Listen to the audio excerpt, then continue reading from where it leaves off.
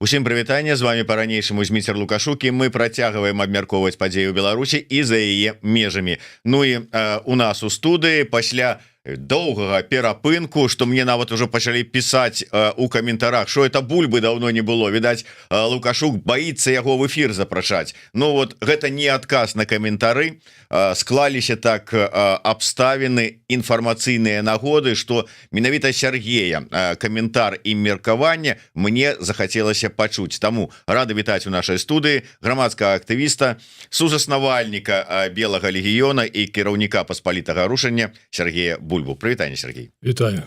Сергей, безумоўна, тая інфармацыйная нагода, якая сталася і якая прымусіла мяне да цябе звярнуцца і папрасіць прыйсці ў студыю, гэта аперацыя павуцінне, якая была здзейсненая СБУ на тэрыторыі Расіі у дачыненні да стратэгічнай авіяцыі. І давай так агулам, ось тваё бачанне гэтай аперацыі, як ты яе ацэньваеш? Ну, як кажуць, Масад нервова са сваімі пейджера схаваў ціхенька ў кішэню і пайшоў курыць. Малайцы. А ўвогуле, калі глядзець на магчымыя вынікі ад гэтай аперацыі, да чаго гэта можа прывесці? Ну, апроч таго, што мы назіралі сёння ноччу, калі, відаць, самы масавы быў абстрэл Украіны з усяго, чаго толькі можна. І ракеты, і шахеды, і халера ведае што.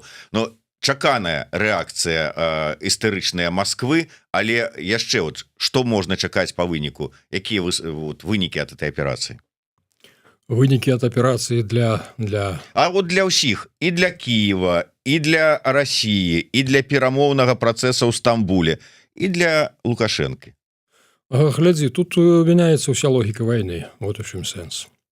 Я нават уже не параўноўваю з 14-15 годам, таму што тады была вот цэлая падзея. Прыязджаеш там под Марыуполь, табе ў падраздзяленні типа там нешта вот у суседзяў прыляцела, то бок ты разумееш, это падзея была. А зараз вот сённяшні этап вайны ўжо нават не можна параўноўваць з 22-м годам. То бок это вайна новага тыпу абсалютна. Усё ідзе да таго, што глядзі, но старыя, от калі, напрыклад, літоўцы хваляцца тым, што немцы перадыслакуюць да іх танкавую брыгаду, якая іх абароніць. Ну, але ж немцы, мы ведаем, толькі ў 27-м годзе пераедуць канчаткова этой брыгады сваёй раз танкавай. По-другое, вот як зараз развіваецца як бы так тэхніка і ўзбраенне, то я не ведаю ў 27-м годзе, што танк будзе сябе ўяўляць. То бок страчваецца сэнс як танкаў, страчваецца сэнс артылерыі увогуле. Я вот узгадываю 14-15, калі загінуў сябра мой Мікола Беразовы, жонка ягоная Таня Чарнавол, яна кажа, ну добра, хоць ад кулі снайпера, не ад жалеза. То бок ад жалеза это называлася, калі артой накрыла, а арта накрывае ўсіх. Ім пофіг, ты там марскі кот ці проста нейкі ты самы бармен, якога загналі ў войска. То зараз на сённяшні дзень вайна робіцца ўвогуле нейкай такой, разумееш, віртуалізацыя ідзе вайны. От, напрыклад, будзе сядзець зараз аператар за сваім этим пульцікам, кіруючы этой самай ФПВшкай за 50 кілометраў ад лініі фронта, пагладжваючы свайго сыночка па галаве, і пры этом, як у камп'ютарнай гульні, проста націскаючы на гузік. Всё. То бок, разумееш, вот таго вот старога, як ну, вот сышліся там умоўныя два рыцары, там з бляскам у вачох, ці два самурая, там, извергающие молнии из очей. То фігушкі, уже такого, далёка няма. Ніхто не бачыць, то бок, чалавечае жыццё, яно ўсё больш страчвае, скажем так, сваю каштоўнасць у гэтым плане. От глядзі, на сённяшні дзень фактычна становіцца любая, як бы так, вялікая вайсковая аперацыя вялізнай праблемай. Па-першае, таму што ўсё відаць з космосу раз. Другое, ўсё відаць, вот это самалёты ДРЛО ніхто не адмяняў. То бок яны бачаць сітуацыю, як бы так, з паверху ніжэй, чым спадарожнікі. Ну, а на гэтым узроўні, на лакальным узроўні якраз усё кантроліцца дронамі. Всё. То бок атрымліваецца вот это 10-15 кіложметраў зона, мёртвая зона, у якую ну, ввогуле пажадана не совацца. Глядзі, як хутка яно змянілася. Спачатку былі, як бы так, ну, недастаткова хуткія. Зараз ФПВшкі. Причым ФПВшки пачалі ціснуць это самае рэбам, задушыць рэбам, што прыдумалі, на оптавалакно іх сажаюць. Хто б мог падумаць, што, напрыклад, на 30 кіlometrаў яна можа ісці з гэтым от хвастом, з оптавалакном, і ты яго не прыдавіш ні рэбам, нічым. То бок мы вяртаемся да таго, што фантастыка – это звычайна тое, куды мы ідзем, да? Вот мы сабе апісваем, узгадваецца трэцяя матрыца, памятаеш, калі яны вот в нейкім там канале, у сваім этым ляталка, надта багата этих вот нейкіх асьміножыкаў такіх этих жалезных прысмоктваецца, ён тады сакрэтную зброю прымяняе, націскае на нейкі гузік і імпульсам моцным забівае ўсю вот эту электроніку, якая звонку, ну і ўнутры таксама відаць на пэўны этап. То бок мы ідзем вот зараз да гэтага. Я вучыўся ў Мінскім візру, это ў 84 годзе я паступаў, у нас 1984, да. А у нас уже тады была кафедра лазернай тэхнікі. То бок, ну, на той момант самае шыкоўнае, што нам маглі паказаць, і для нас, курсантаў, это было вельмі так забаўным, это калі мы прыходзілі на эту кафедру, нам паказвалі лазер, імпульснай накачкі, хто-небудзь, ну, прэпады казалі, гадзіннік хто не пашкадуе свой, вот ставілі гадзіннік, ну, недзе ў метры ад самого лазера, і ён імпульсам прапаліваў цалкам это сама, увесь корпус гадзінніка і нашу потым відиш, як чучыты. То вот зараз якраз ідзе час вот этих вот мікрахвалёвак. Мы глядзім, колькі зброі развіваецца вот імпульсная якраз, колькі з бок лазернай тэхнікі ідзе, то бок перспектыва за гэтым. І па сутнасці атрымліваецца, што толькі 2 арміі свету, ну і плюс трошку карэйцы сюды крануліся. Я не ведаю, наколькі ім это ахапіла, будуць разумець логіку і, як бы так, разумець, якія алгарытмы могуць прынесці перамогу вот у вайне бліжэйшы час. Таму што на сённяшні дзень, на маё разуменне, тая ж Еўропа абсалютна не гатовая да вайны. А глядзі, вот калі гавораць про Сувалскі калідор, я паперш за ўсё нагадаю, што ну няма вот такой вот 8-палоснай умоўнай трасы, якая ідзе паміж мяжой Літвы і Польшчы. Там якраз балоты, абы што, і траса якраз ідзе цераз Вільню і цераз Каўнас. То бок атрымліваецца, што ўся Літува это і ёсць Сувалскі калідор. Прасцей усю Літву для Расіі забраць, чым змагацца за вот эту вот 70-кіloметровую даўжыню, і колькі трэба зрабіць у шырыню, каб у прынцыпе, каб ну, арта польская ці там это самае, эстонская не прастрэльвала.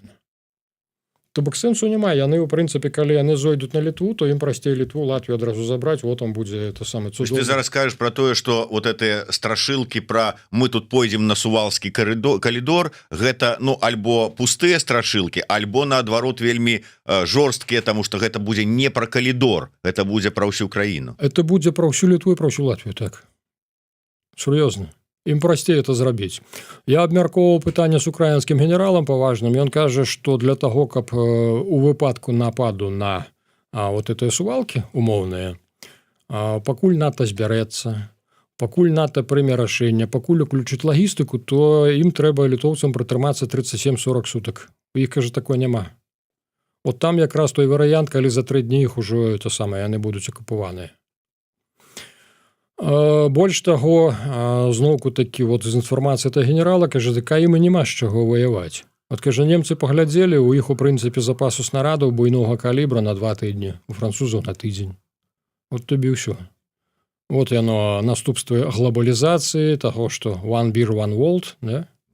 Ну. То бок усе вырашылі, а навошта, калі вот ёсць там это самае амерыканцы, якія там прыйдуць, там это вот ўсё зробяць. А амерыканцы пры Трампе вырашылі, а навошта мы будзем это над старой прыстарэлай дамай Еўропай насіць парасончык бяспекі. Ну, хай самі спраўляюцца. То бок мы маем такі вельмі цікавы перыяд, і пачалі мы з таго, што да, зброя новага часу, і адпаведна пад яе будзе пісацца стратэгія новага часу. А пакуль што ўсе заходзяць са старой стратэгіі. Плюс да гэтага, глядзі, вельмі важна тое, што на сённяшні дзень Пуцін разумее, што ніякага 5-го пратакола не будзе. То бок чамусьці мы ўсе вот так вот спасылаліся, усе на то, што апелявалі 5-й пратакол, натаўцы там адзін за аднога гарою стануць. А калі ты пачытаеш непасрэдна, то там аказваецца рэкамендацыя, што ў выпадку напада на адну з краін астатнія маюць права ўключыцца. То бок не абавязаныя, А менавіта маюць права. То есть будапешскі мемарандум 2.0. Абсолютно. І Путін это цудоўна разумее. Чаму вот сур'ёзна Украіна зараз на сённяшні дзень у Z-благасферы яны часто у іх там вой над балотам, што на халеру мы пайшлі на эту Украіну, яны такія ж маўляў, это як і мы, вот трэба было ісці на Польшу, то мы б уже под Берліном былі. І я не здзіўлюся, калі ў прынцыпе логіка ў гэтых словах ёсць. Конечно, вот не хацелася, каб Еўропа трансфармавалася менавіта цераз вялікую кроў, але ж часам ты ведаеш такое ўражанне, што нейкія гістарычныя працэсы маюць адбыцца. Вот у свой час глядзі, чаму гульня, напрыклад, двух магаў Гітлера са Сталіным, яна свету абышлася мінімум 60 мільёнаў, да, а то і болей. Але ж там і менш. І чаму вот тады Сталіна ніхто, ці Гітлера ніхто не прыбіў? Хаця здавалася б, у атачэнні былі таксама і разумныя, і кемлівыя людзі. Але ж усе гуляліся ў сваю нейкую ролю. І вот тое ж самае зараз мы назіраем. Я дзіўлюся, чаму вот здавалася прусакі, розных русакоў, я думаю, што і ты бачыў, і ёсць і вольнолюбівыя, і всякія ёсць. Але ж чамусьці вот яны зараз слухаюцца, як тыя зомбікі, ідуць на смерць, куды іх пасылаюць, і ніхто не бунтуецца, ніхто не супраціўляецца. Хаця, у прынцыпе, калі ты застанешся нават за тое, што ты адмовіўся ісці на гэты фронт, то у тебе больш шансаў застацца жывым у этой турме, чым на тым фронце дзе-небудзь легче. Але ж, пакорна слухаюцца. То бок стары свет, сапраўды, ён разумееш, ён сам себе такое ўражанне вычэрпвае. І тое, што робіць і Пуцін у тым ліку, і Пуцін дабівае стары свет, і Трамп дабівае стары свет. Адно пытанне, што новы свет народзіць, хто што прапануе. Бо пакуль што, калі шчыра, я такого новага натхняльнага нейкага праекта такі не бачу нідзе. Электронны контроль суцэльны, то это так сабе перспектыва, яна не вельмі цешыць. А вот дзе свабода менавіта, ты можаш глядзі, я б сказаў, што на сённяшні дзень нават лібералізм ужо падзяліўся на левы і правы. То бок нейкая новая тэндэнцыя, застаецца спадзявацца, што бліжэйшымі гадамі мы народзім нешта цікавае. Нават мае сябры, ёсць розныя, якія як бы так, з рознай рэалізацыяй душы, як я называю. А калі гаворым, глядзі, гэты тэхнагенны шлях, ён жа, у прынцыпе, тупіковы. То бок штучны інтэлект плюс ядзерная зброя, по-моему, этого выпрабавання яшчэ ніхто не праходзіў. І са сваімі этымі сябрамі, калі пачынаеш абмяркоўваць, яны там такія разумныя, яны могуць філасофстваваць, там это па паўдні запар, это не спыняючыся. Кажу, дык трэба пераходзіць усё ж такі з тэхнагеннага шляху вяртацца да прыроднага. І тут, разумееш, такая дылема, сябра глядзіць на мяне, як бы так і на свой айфон, і ён не гатовы ад айфона адказацца.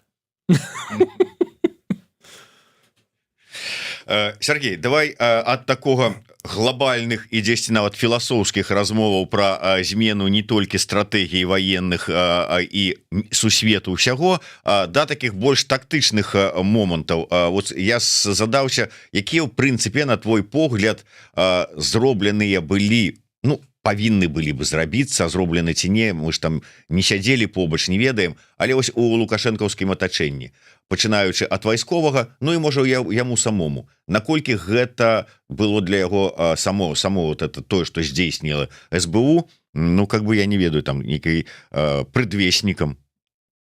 Ты ведаеш, это не першы раз. Узгадай, калі былі прылёты украінскіх дронаў па тэрыторыі ў раёне Піцера, у Леніградскай вобласці. Тады я памятаю, Суздальцаў яшчэ падаваў нейкія ў інфармацыйнай прасторы свае імпульсы выдаваў, то ён быў абураны, ён паказваў пальчыкам, што Украіна это не магла зрабіць, што это ледзь не з беларускай тэрыторыі запушчана. А насамрэч это тады ўжо Украіна трэніравалася, разміналася. Таму што я нагадаю, першапачатковыя шахеды, яны ёсць у мабільным варыянце, у такім ж кантэйнер на калёсіках, дзе яны стаяць под углом недзе так, ці то 70 градусаў, іх там 4-5, можа быць 6, і яны стартуюць уласна з такого кантэйнерчыка. То бок, у прынцыпе, у гэтым нічога новага. Новага толькі тое, што тут не шахеды, не этой вялізнай мапеды, якога там і чуваць здалёку, і ляціць ён вельмі так павольна, а вельмі жвавыя ФПВшкі. А ФПВшкі, і мы бачым, глядзі, тут бы Ну, яны не роем дзейнічалі, яны па адным дзейнічалі, але ж аказалася, што русакі просто не гатовыя псіхалагічна для этого. Вот яны таксама прывыклі, што яны вялікая армія, што яны вялікая краіна. Дарэчы, вельмі дзіўна іх слухаць, калі яны вот у сваёй этой расійскай благасферы, там вой над балотамі, што называецца, когда мы уже начнем воевать на полную силу, то бок яны чамусьці лічаць, што яны пакуль ваююць адсоткаў на 10-15. То бок да іх не даходзіць, што это максімум таго, што яны могуць прадставіць. Вот у чым як бы так. Ну яны ж там лічаць, што яны павінны там арэшнікамі масава закідаць, там можа быць ядзерку недзе там па Рейхстагу пульнуць там ці яшчэ што-нибудь. Слухай, ну арэшнік это што? Это піянер, это 50-гадовая напрацоўка старая, ўсё. Дзе это самае межкантинент, ну это ракету сярэдняй дальнасці памянялі просто там это самае РГЧ, што называецца раздзяляющаяся галаўная часть. Вот яе просто зрабілі не ядзерная, а быццам бы пад ну, вот, звычайны траціл. Але ж, ну, глядзі, яно настолькі нетрапнае, это зброя. А яны расказвалі нам, палохалі, што вот якраз дасягненне ў тым, што пры раздзяленні этой баявой часткі, што яны навучыліся кіраваць кожным этим зарадам асобна. Ну, все былі здзіўленыя, таму што это мала рэальна, глядзі, яно вот калі на агромнай хуткасці ляціць, разаграецца, это самы боезарад, атрымліваецца такі плазменны мех, цераз які не пройдзе ні радыё сігнал, нічога. І ўсе дзівіліся, як же ж рускія дасягнулі вот кіравання. Аказваецца, ніфіга яны не дасягнулі. З таго, што яны выпускалі арэшніка, там толькі 2 зарады папалі на тэрыторыю завода. І то, прынцыпе, шкоды. Да, дзюрку яны такую ўражаную зрабілі, это сама ўражвае, калі ты бачыш. Але ж, ну, яны не патрапілі туды, куды яны хацелі. І паўтаруся толькі 2. Всё. Астатняе паляцела, чорт ведае, куды. No. Так што это, у прынцыпе, такое псошнае ўсё, не больш таго. Добра, з іх как бы там трабламі ў галовах, якія яны насамрэч магутнымі, хай іх псіхіятры разбіраюцца. Слухай, наколькі вот мы шмат гаворым пра тое, чуем пра тое, што і самі кажам, вот зараз фактычна уся беларуская эканоміка працуе на расійскае ВПК. Вырабляюць там, пачынаючы ад парцянак і заканчваючы нейкімі там запчасткамі і для тых же самых шахедаў, і для танкаў, і для ўсяго, чаго толькі можна. Усе працуюць. Ну, как бы вот, ну, не трэба, как бы здавалася б у краіне, каб такое вот адбывалася так масава. З другога боку, ну, пагрозы пастаянна ёсць, што пойдуць беларускія вайскоўцы дапамагаць расіянам у іх акупацыі ці не пойдуць, а можа прымусіць там Путін, Лукашенко. Ну ёсць небяспекі.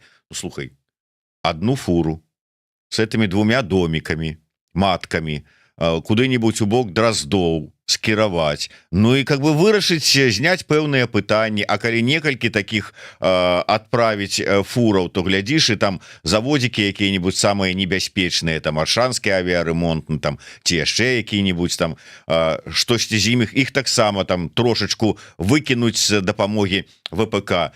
Але я размаўляў з Іванам Ступаком, ось былым СБУшнікам і экспертам Інстытута будучыні украінскага, кажу, ну вот магчыма такое ці не? Ну вот умоўны полк Каліновскага кажа, мы зробім такія вось домікі і адправім пару таких фураў, дальнабояў у Беларусь. Што скажа на это кіраўніцтва, пад якім, в прынцыпе, полк там і ўсе астатнія беларусы добраахвотнікі ходзяць?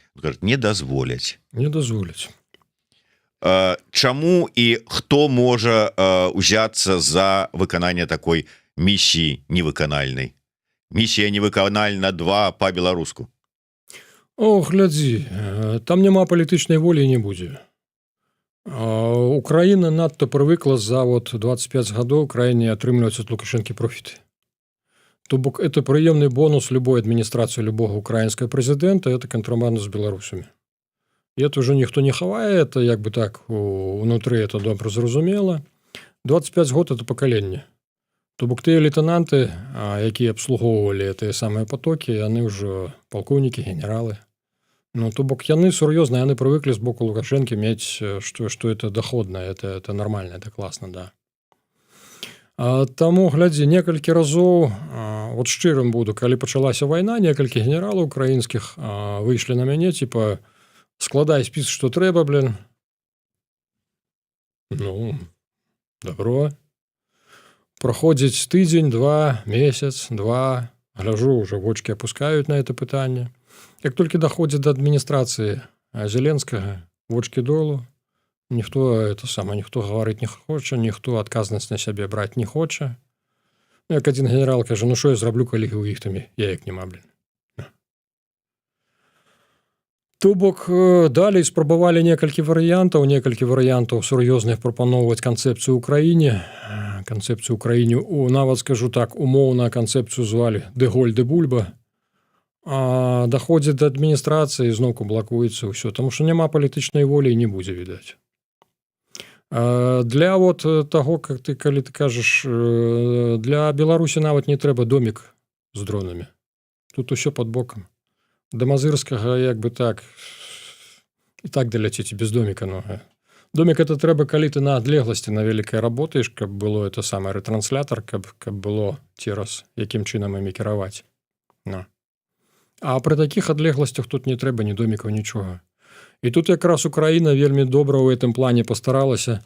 Глядзі, яно ўвогуле это не навіна, это цэлая канцэпцыя.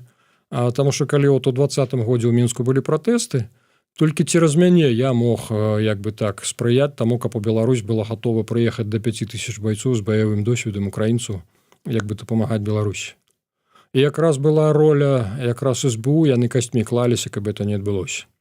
Я ўжо потым колькі разоў кажу, вот гаварыў з гэтымі афіцэрамі, я кажу, вы разумееце, наколькі б карціна змянілася, і магчыма не было б вот этой самай вайны, калі б вы тады не заміналі. Ну, але ж вы тады, што, типа Москва, дык Москва і так удзельнічала ў Мінску поўным ходам. А тут некаторыя з нашай, я дастаткова скептычна ставіўся да інфармацыі. Я ведаю, што Росгвардыя была ў Беларусі, прычым была яна заранее ўжо за месяцы за два до пачатку тых выбараў, так званых 20-го года. Нашы людзі звярнулі ўвагу, што багата ў якіх гарадах, і ў Гомелі, і ў Брэсце, раптам у летні сезон то самае рынок арэнднага жытла пасудачнага як бы так запоўнены, няма, пачалі цікавіцца, чаму, хто, як, што. Таму што студэнты з'ехалі, якраз летні перыяд, якраз бывае багаты выбар. Аказваецца, это самая Росгвардыя.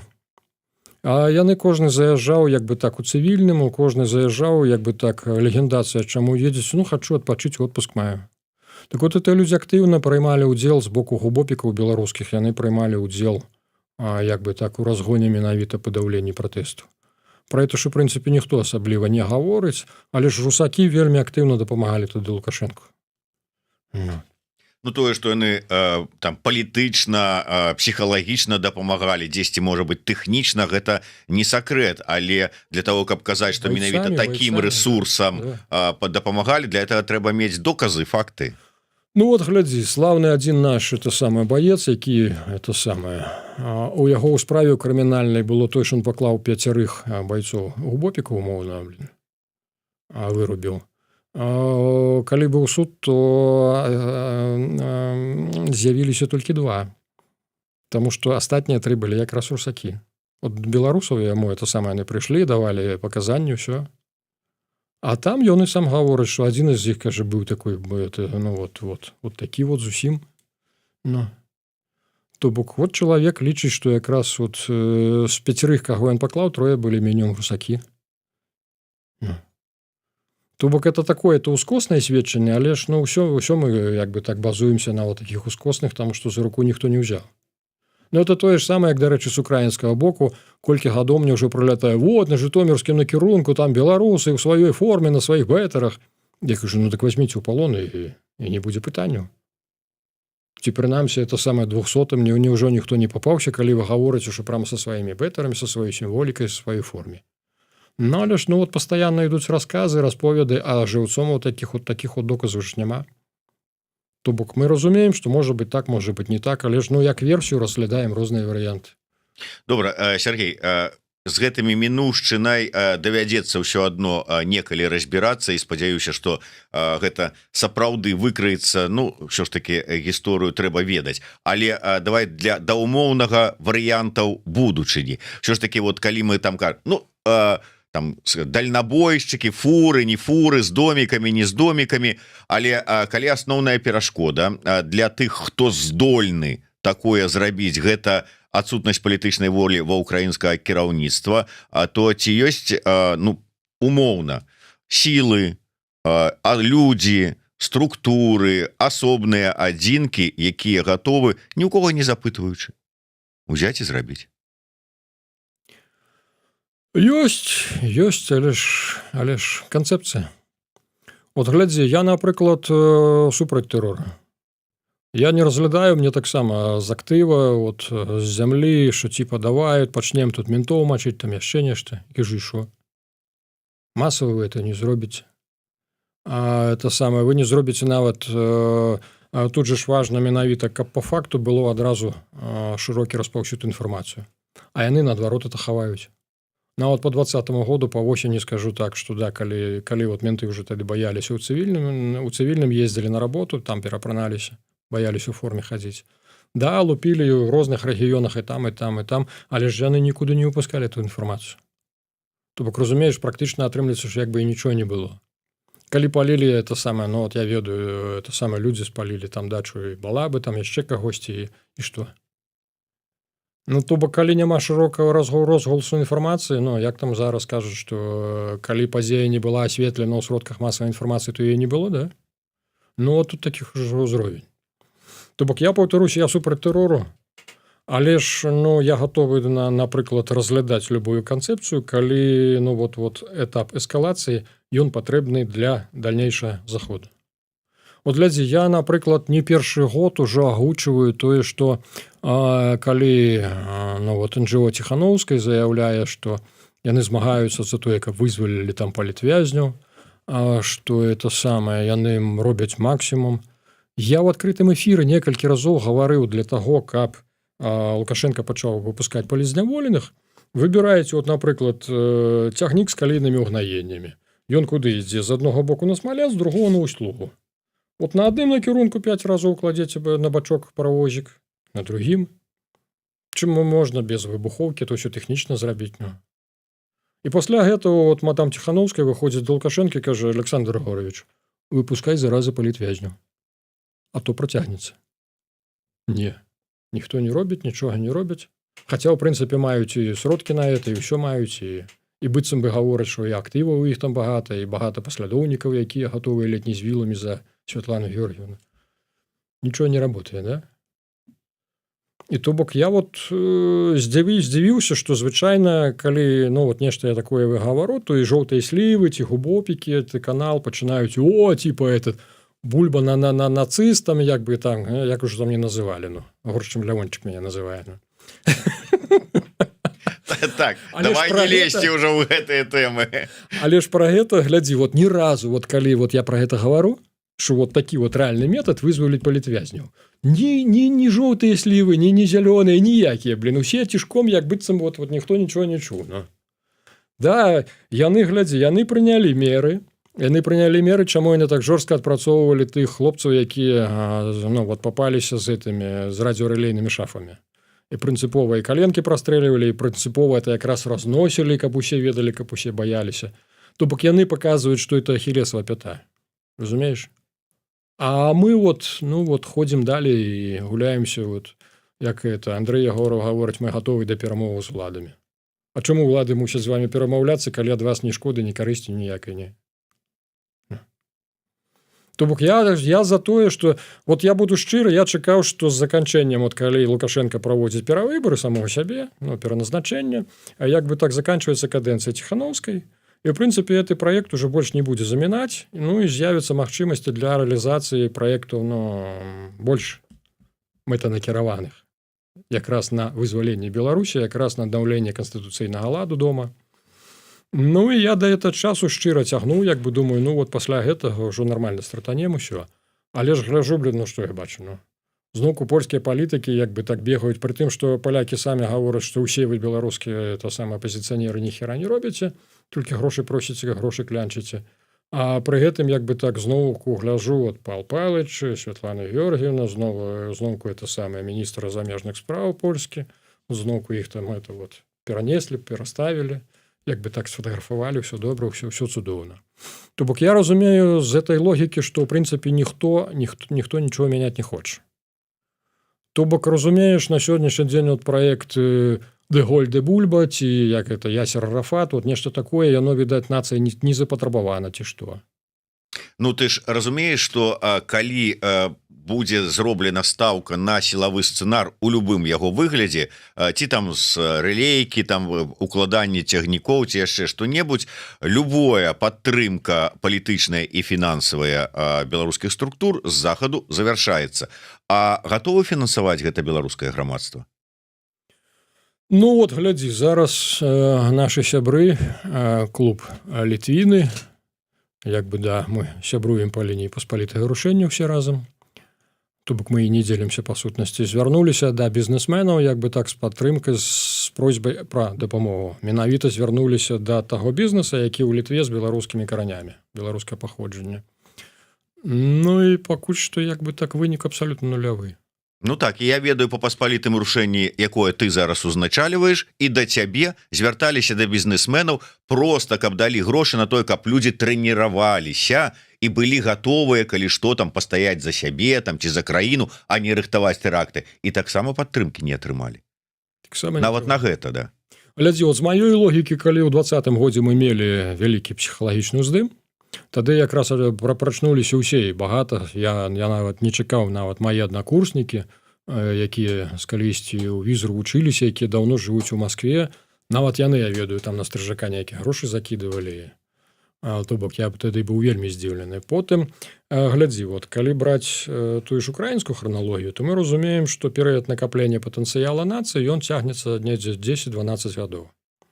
То бок наступны ўздым мы маем прагназаваць недзе вот па 30-й год, ну, можа, трошку раней пад уплывамі абставінаў, так бывае, можа, трошку пазней. Але ж, ну, вот зараз якраз я пагадзіўся прыняць паспалітае рушэнне, цалкам разумеючы, што зараз абсалютны спад. Абсалютны спад, то бок якраз вот разбегаюцца гэтыя выпадковыя людзі, якія прыйшлі ў такія арганізацыі у спадзяванні, што зараз тут будуць мешкамі ардзіна з медалямі раздаваць, уліцы тваім іменем называць, ну. І калі это не адбылося, яны сказалі, а мы выгарэлі. Я кажу, блин, я за 30 гадоў не выгарэл, а вы это самае за... Ну. То бок, разумееш, якраз вот арганізацыя ачышчаецца ад такіх, ну, як бы так, у прынцыпе, па-свойму, магчыма, і хорошых, але ж выпадковых людзей.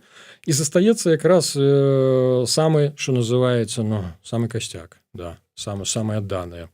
І якраз вот гэты час добры для закладання менавіта падґрунця сістэмнай работы. Вот тое, чым мы займаліся ў Белым легіёне, паступова, паслядоўна мы вырошчвалі, скажем так, будучую эліту сілавых структур. Нашых, калі закрывалі справу Белага легіёна, закрываў его асабіста Віктор Лукашенко, ён тады ўзяў з сабой пару палкоўнікаў-аналітыкаў, яны запрасілі частку нашых афіцэраў-гадаванцаў. Ну і той, хто быў старшы, там інструктор адзін наш, яны ведалі, што ён старшы. Падыходзіць да яго палкоўніка, же, слухайце, вот мы поставілі ваши тэлефонныя кніжкі, ваших байцоў, у вас, кажа, людзі ў гэтым ведомстве, у гэтым. Вы што, пераварот гатовілі? Кажа, не, мы дзяржаву нармальную рыхтавалі, а адрозненне ад вас. Ну. Каб афіцэры, это былі афіцэры, да, якія ведаюць, хто яны, што яны, для чаго яны. Я нагадаю тады следчы камітэт, калі, у прынцыпе, перад завяршэннем справы Белага легіёна паставім наш дыягназ завышанае чувство патрыятізма. То бок ненармальнае, як яно мусіць быць, завышанае, да? No. То бок, разумееш, вот зараз я рэальна вот гляжу, як яно асабліва наша Ніва напісала, што вот там это Андрэй, ну, пазыўны гусар, што ён там папаўся з наркатой, там траля-ля-ля-ля. Я ўвогуле, я шчыра здзіўляюся, вот як чалавек, які у Беларусі сядзеў за распаўсюд наркотыкаў, мог узначаліць увогуле паспалітае рушэнне. Для мяне это нонсенс, я не разумею. Я пакуль не магу высветліць ні ў кого. Таму што ўсе былыя, пачынаючы, былыя, ну, тыя, на каго спадзяваліся, там Сахашчык, усе там, это сам, усе робяць выгляд, таму што, а мы нічого не. І каго не запытуюся, якім чынам вот это чалавек стаў, як бы так, ну, это ж дыскрэдытацыя суцэльная. Не то, што дыскрэдытацыя, это нават у нас у Белым легіёне, но нас не віталася. Да, як я смяяўся, это традыцыяналісты, таму што той же ж Мірак любіў, напрыклад, это бухнуць, то бок, але ж это ніяк не шкодзіла справе, разумееш? А тыя, хто як бы так ішоў па розных як бы наркатычных рэчывах, то ў нас яны звычайна адфільтроўваліся. Не віталася ў нас это. І я гляджу, што ў прынцыпе тут трэба вяртаць тыя ж самыя прынцыпы. То бок легіёнаўскі досвед, я лічу, што мы зараз якраз пачнем вельмі так сур'ёзна ўкараняць у паспалітае рашэнне. Таму што інакш мы нічого не зробім. А паўтаруся, зараз вельмі зручны час для закладання якраз прынцыпаў сістэмнай работы, чым мы збіраемся заняцца. І, канешне, нашы хлопцы вельмі ажылі, калі ў Сірыі атрымалася ў паўстанцаў вельмі так жвава ўзяць і Дамаск, і ўсё. Нашы аджылі, ой, нам так трэба, да. Я кажу, слухайце, нам так трэба. Нам, конечно, так трэба, але ж для гэтага трэба як бы сродкі сур'ёзнейшыя. Але ж, глядзіце, там, напэўна, туркі стаялі за імі.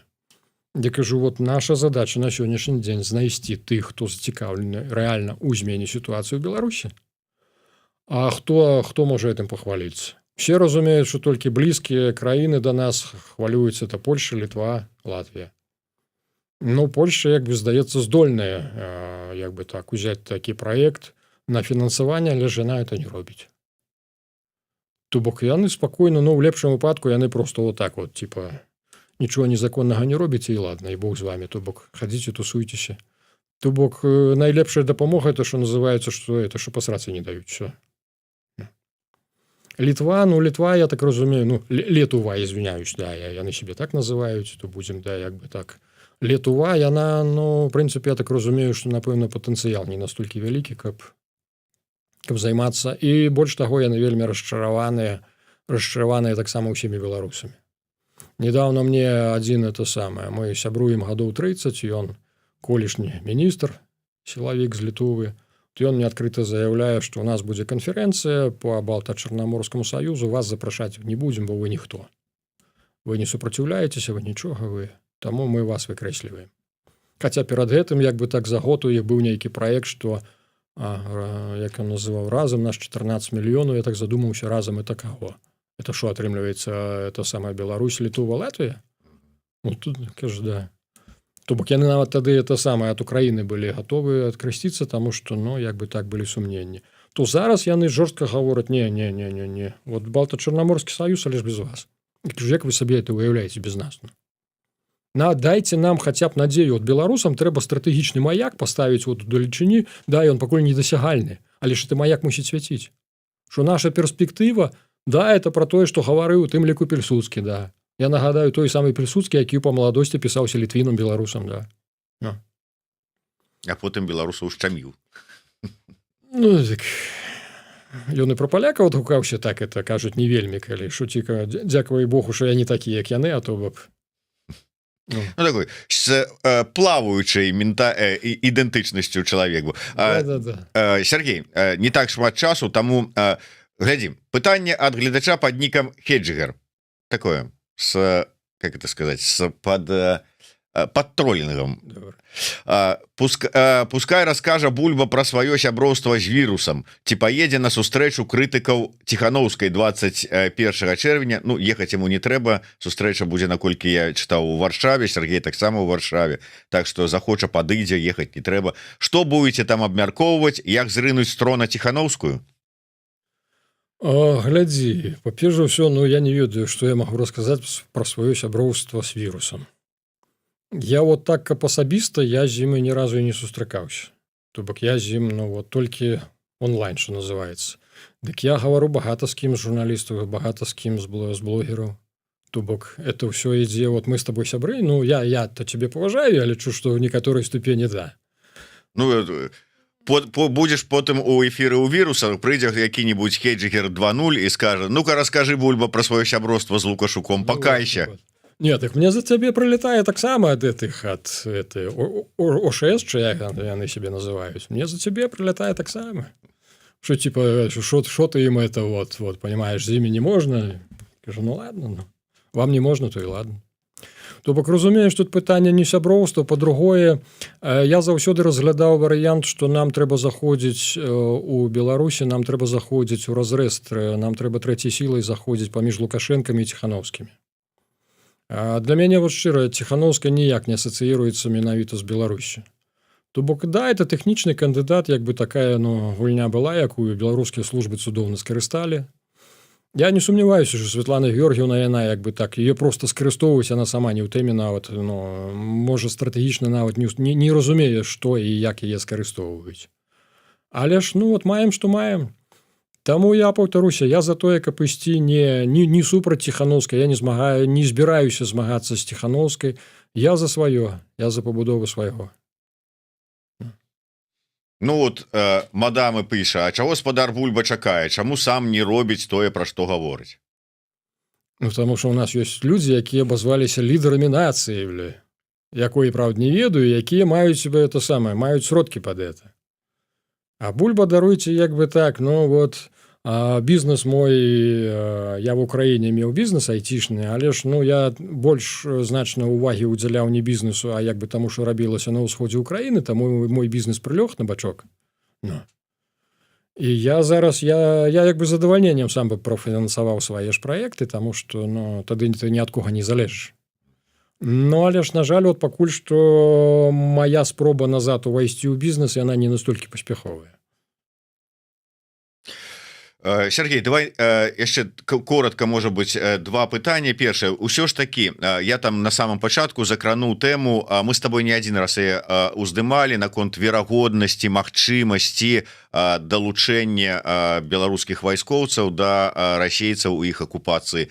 Афіцыйна ўжо, не тое, што там нейкія там пайшлі, невядома, за рускі мір, за рускім баблом, ці там яшчэ за чым-небудзь, а все, адправілі, там 32-14 там вайсковую частку ці яшчэ што-небудзь.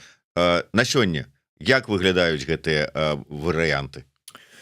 Глядзі, цалкам падсумоўваючы, размаўляючы з рознымі і з сярэднім, і з малодшым, і часткова са старэйшым афіцэрствам Беларусі, можна зрабіць выснову, што на сённяшні дзень беларускія войскі як мага найбольш боегатовыя, чым, напрыклад, яшчэ 3 гады таму, ці там больш 10 гадоў таму. То бок на сённяшні дзень іх ўзровень падцягнулі гэтымі пастаяннымі навучаннямі. Плюс тое, што вагняра ў кожным, у прынцыпе, а яны ў міністэрстве абароны, яны ў міністэрстве ўнутраных спраў, яны працуюць. Калі раней можна было гаварыць пра тое, што ў нас патэнцыйна гатовыя больш-менш не загінуць у першы дзень вайны, это, ў прынцыпе, 3 брыгады ССО. Але штатка і глядзі, Брэст і Вітэбск это па 2000, 1500 МГ, Марына Горка. То бок 5500 это было, такое сабе, ні пра што. То сённяшні, падсумаваўшы ўсю лічбу, можна сказаць, што разам з карпенкоўскімі атрадамі, разам з усімі, то бок Беларусь мае такі ударны кулак, недзе 30-35 тысяч людзей больш-менш падрыхтаваных. Для чаго это робіцца? Складана сказаць, таму што Лукашенко, по-мойму, русакі трымаюць такую інфармацыйную бурбалку вакол яго стварылі про тое, што НАТО збіраецца нападаць. То, што Польшча збіраецца, Польша там рыхтуецца, там 200-тысячную армію рыхтуе. То бок ён пастаянна жыве ў гэтым наратыве, і падобна, што ён і ягонае атачэнне ўсей этой хрэніны, яны, по-мойму, гэта вераць. Таму, глядзі, по-мойму, этих людзей як бы так гатовяць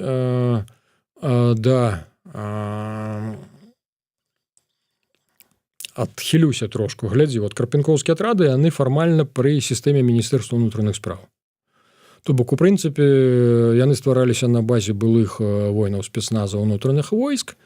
Куча людзей, якія, у прынцыпе, прайшлі ўжо дастаткова войнаў, яны і за Хафтара ваявалі, там это самае, по адным, конечно, а не так, чтобы...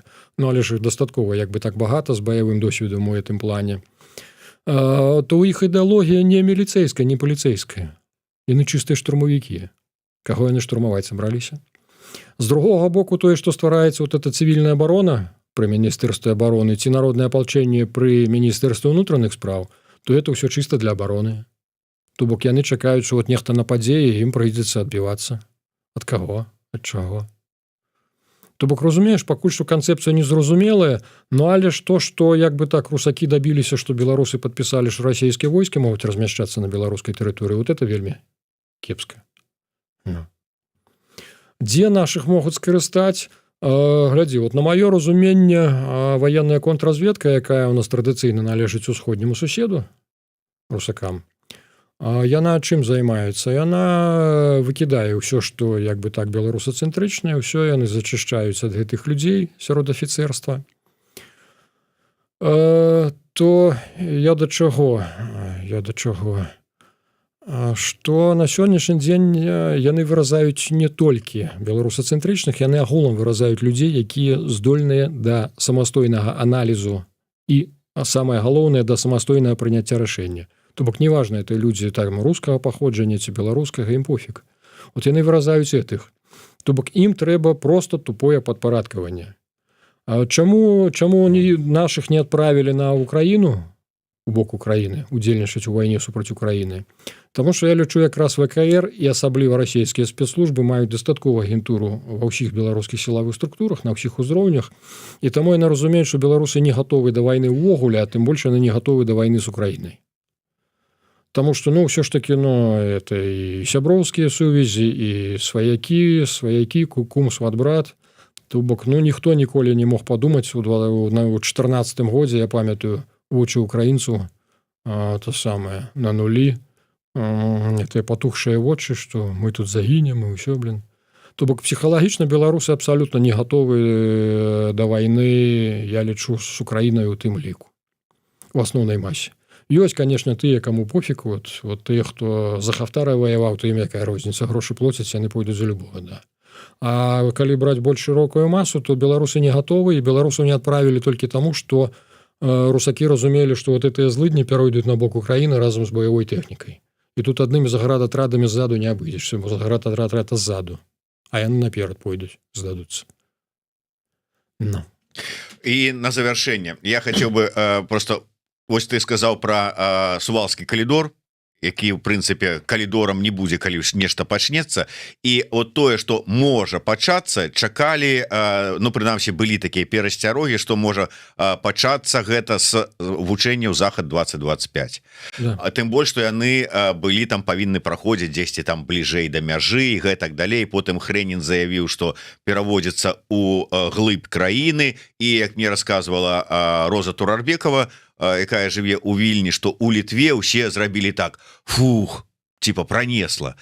Ці гарантуе вот перавод вучэнняў у глыб краіны, што могуць супакоіцца і сказаць пронесла? Глядзі, у нас тут, мяне часта запрашалі раней украінскія тэлеканалы, зараз яны як бы так поставілі на паузу, таму што я яшчэ і 3 месяцы таму гаварыў, што не будзе нічога. А у іх же яны разгортвалі на этом сваё іпсо, што вот там злыя беларусы там с этими вот разом с этими кацапамі там прыйдуць, пачнуць там душыць, мачыць. Я кажу, слухайце, нішто не сведчыць про тое, што это будуць самыя буйныя, як вы гаворыце, навучанні. Чаму? Таму што, па-першае, паглядзіце, няма завозу расходнікаў. То бок няма завозу снарадаў буйного калібра, няма завозу набояў. Беларусь сама это не вырабляе. То бок мы не робім ні снарады вялікая калібру, у нас нават бездымнага пораху няма. Таму, разумееш, усё это мусіць быць спачатку завезена з Расіі. Нічого з гэтага не рабілася, не робіцца дагэтуль. Што сведчыць пра тое, што ніхто нічого не збіраўся сур'ёзнага рабіць, і што это самае буйныя, это толькі іпсо украінскае, і ўсё, не больш таго. Адзіны факт, які заўважылі нашыя сябры, это тое, што, напрыклад, у Гомельскай вобласці мянялі драўляныя шпалы, мянялі на бетонныя. Што, ў прынцыпе, сведчыць пра тое, што прапускная здольнасць вырастае, як бы нагрузка вырастае. Але ж, слухайце, это можа быць проста стандартная працэдура, што па ўсёй Беларусі мяняюць, таму што дрэва, яно выходзіць, ўсё. Таму я яшчэ 3 месяцы таму казаў, і зараз кажу, што, ў прынцыпе, што это навучанне зараз для Расіі ёй не цікавыя. Расія збіраецца цалкам скарыстаць летні перыяд для наступаў па Ўкраіне. Яны хочуць адцяпаць і Харкаў, і Сум, для іх это важна. Чаму усе гэтыя перамовы ў Стамбуле і ў 33 Стамбуле яны нічога не дадуць, таму што Пуцін збіраецца скарыстаць менавіта летнія месяцы для наступу. Ўсё. Таму ім не да беларускіх навучанняў. Дзякуй вялікі. На жаль, трэба завяршаць нашу размову. Я нагадаю, што у нас у эфіры быў былы заснавальнік Белага легіёна, кіраўнік паспалітага рушання Сергей Бульба. Дзякуй вялікі, Сергей. Ну і нагадаю ўсім, подписывайтеся на YouTube канал Еўрарадыё, ставьте свае падабайкі, націскайце на званочак, каб не пропускаць наши стрымы. Я думаю, что Сергей таксама працягне з'яўляцца у нас у студыі, калі яму не забароняць там гэты асінты там ці ОШШ там гэты і гэтак далей. Але у любым выпадку расшырвайце, калі для вас гэта бяспечна, наши стрымы, каб як мага большая колькасць людзей іх паглядзела. Да сустрэчы, жыве Беларусь. Жыве.